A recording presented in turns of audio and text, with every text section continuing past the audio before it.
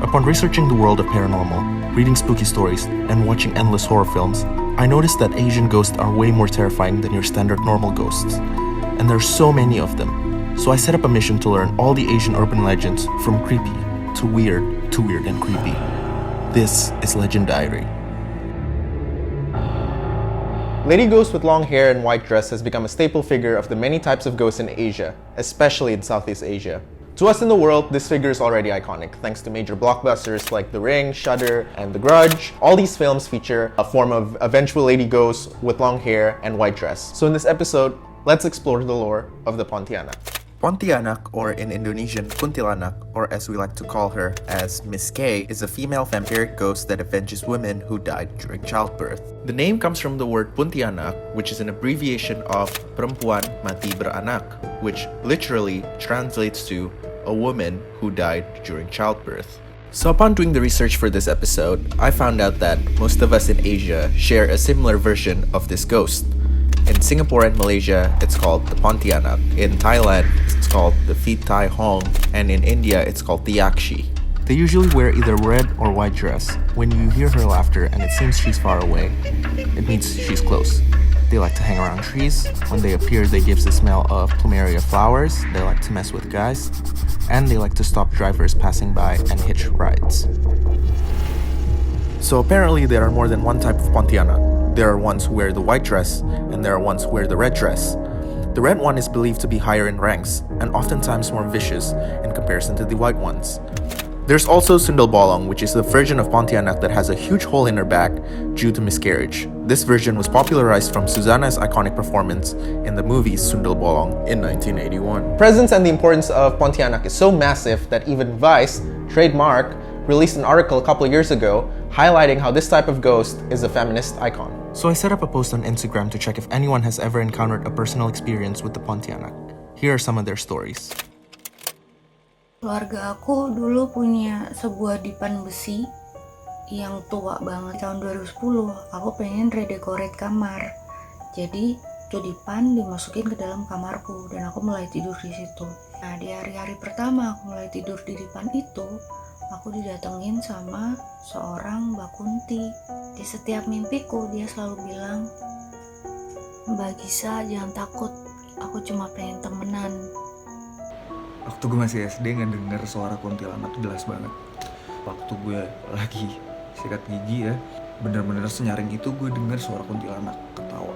Sekenceng itu kayak dia lagi ada di belakang gue. Gue lihat ke arah sebelah kanan gue, adik sepupu gue tuh lagi ngeliat ke arah kaca itu dan mukanya pucet banget. Dan waktu adik pucet, dia nanya ke gue sambil megangin tangan gue, "Kak, itu siapa?" Merinding. Suaranya persis kayak apa yang kalian selama ini denger, guys. Gue punya kesimpulan dua. Kan orang bilang kalau suaranya nyaring berarti makhluknya jauh. Enggak. Dalam keadaan ini dia di belakang gue. Kayak tuh kalau orang bilang siang, pagi bahkan itu setan gak keluar. Ada, guys. Gue lagi makan di salah satu restoran fast food sama temen gue, dan kebetulan temen gue yang ini emang dia bisa ngelihat gitu, dia semacam indigo gitu kan. Dia cerita tuh, iya sebenarnya di sini tuh di seberang restoran ini tuh di pohon itu ada yang nunggu tuh si Miss K, dia bilang kayak gitu. Itu terus tiba-tiba temen gue tuh kayak yang mukanya pucet berhenti makan gitu, terus nunduk gitu kan. Terus kayak gue tanya, kenapa lu? Gue tanya gitu kan. Terus dia bilang, yang kita omongin dateng Gil, dia bilang kayak gitu. Terus di mana? Terus dia bilang di belakang gue persis gitu. Kayak gue bilang ke dia kayak, gue nyanyiin aja boleh nggak tuh Miss K-nya gitu kan. Udah gue nyanyi lagu fancy-nya Twice sambil kayak joget gitu. Anjing langsung hilang habis lu nyanyiin gitu. So I decided to check out the nearby Pontianak haunted spots in Jakarta with my cameraman Zach. Worst comes to worst, I can just sing a K-pop song to repel them. The first spot is the Ancol Bridge, which is home to a vengeful lady ghost dubbed as Si Manis Jembatan Ancol, which basically means the cutie of the Ancol Bridge.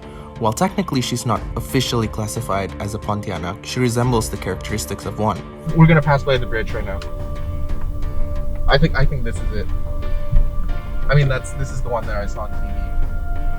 It's a spirit of a woman who was brutally murdered and her body was thrown off this bridge.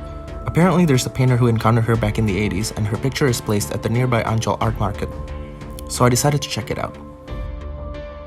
It turns out the painting wasn't there anymore. However, we chatted with one of the locals. He refused to be interviewed though, but claimed that he knew the painter personally, and said the painter was an eccentric fella, mysteriously went missing a while back and died.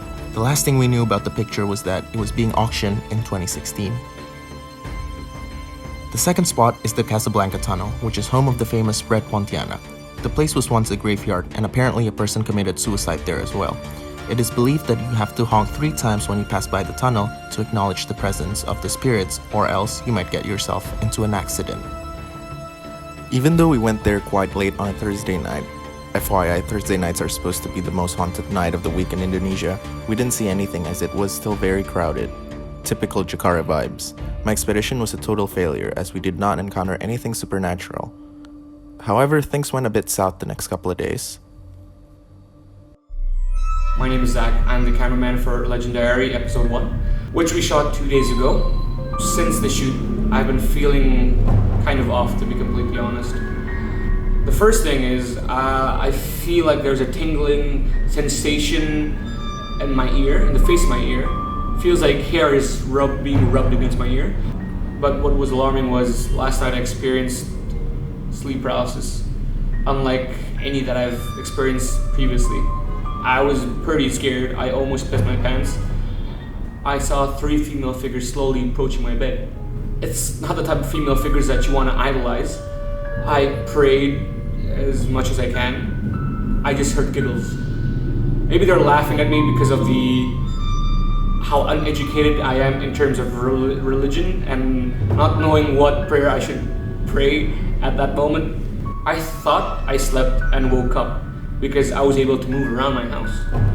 I was pretty happy because, that was a pretty fast sleep paralysis.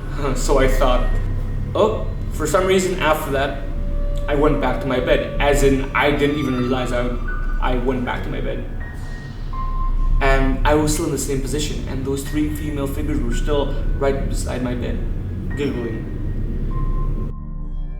Dear Diary, today I learned about the many types of Pontianaks in Asia. Dreams or not, encounters with this type of ghost is very common. Some of the experiences I've heard were truly terrifying, to the point that I might not be able to sleep tonight. I even went to a few locations, and thank God I didn't see anything, because I would have cried on the spot.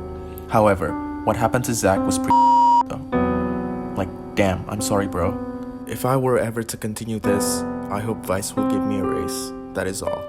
Until next time, on Legend Diary.